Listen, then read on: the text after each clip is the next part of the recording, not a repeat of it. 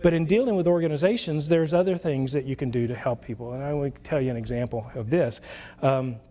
It's about a time when someone felt disrespected at work. Anyone ever felt disrespected at work or unloved at home? Just want to make sure I got the right audience.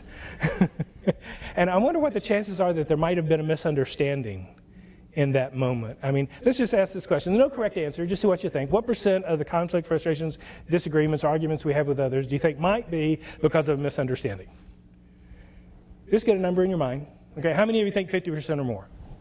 Okay, well, anybody think 75% or more? Anybody think 90% or more? So the majority believe the majority is because of a misunderstanding. I agree with that. But in the middle of the argument, we don't remember that. You know? So now what % of the arguments that are because of a misunderstanding, whatever you consider that to be, what % of them are because you misunderstand? How many of you are thinking of a smaller number? But didn't you come up with some number? See, it's just because you're willing to accept some responsibility for that now. But in the middle of an argument, what do you believe about your point of view? What % of the time? 100% of the time. And when you know you're right, what do you know about them? They're wrong. And when you know you're right and you know they're wrong, what's your job? Try to convince them that they're wrong. We're just trying to help them out. We don't want them to go down the wrong path. And what % of the time when we know we're right and we know they're wrong, we try to convince them that they're wrong, what % of the time are they grateful? But what % of the time do we do it? All the time. I was facilitating a leadership retreat for a government agency, and I knew that there were some conflicts because I'd been interviewing people and talking with them before this retreat. And in working with one of the managers, I had done some of the training about the stress and, you know, how sometimes things happen and people get upset and we take it personally, and how to, you know, breathe and relax and reassure yourself enough to be able to hear that when someone's angry, you need to know two things about it. One, it's important to them. Otherwise, they wouldn't be angry. That's a measure of importance. The other thing you need to know is they don't think you want to hear what they have to say. If they thought you wanted to hear what they had to say, they wouldn't have to get angry to tell you. They expect resistance, and they're trying to put out effort to get through your resistance. And if you get upset, if you take it personally, if you get angry back, guess what they're going to think? You didn't want to hear. So in working with them, I knew that there was an explosion coming, and it happened. And the superintendent exploded on the director about how hurt and angry he was that the director didn't trust him,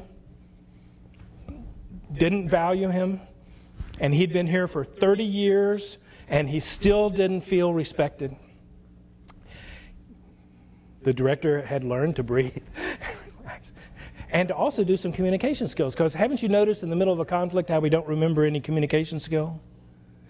That emotional wave that hits us. So the stress stuff is really good for that. Breathe, relax, reassure yourself, think positive, ask some questions, just like, oh, what happened? What is it you want me to know? Is there anything else? So he focused on listening, and the supervisor told a story about where he was working, and the director came down and was watching him work. This had never happened before. And he was taking notes. And then he left. And obviously, he didn't trust him. This is evidence. Now, did the supervisor keep this disrespectful behavior to himself? No, he told other supervisors about it. And this went on for 3 years, that they were in this struggle, and the director was confused about what was happening, didn't know how to handle it, didn't know what was going on. So now he's finding out. And after he went through the process and he said, do I understand? And the supervisor said, yes, you're listening, you're understanding, okay. Then he said, well, I agree that that's exactly what happened. I did come down. I did watch what you were doing. I had not done that before. And I left without saying anything. But there's something else. There's some information you might not have that might make a difference in how you saw what I did. I've always been signing off on the materials that you request without really knowing what's going on sometimes. And I realized that, and I thought, gee, I just need to know what you're doing. And I came down to watch, and boy, you were doing such a good job, I just didn't think I had to say anything. And I realize now the problem that caused. And I apologize that I didn't say anything, so that you would know then how much I value what you do. Now, I wonder how often in all of our lives we experience stress over years because someone said something or didn't, and we made a judgment about what that meant, and we used the intensity of our emotion as evidence of the righteousness of our thinking.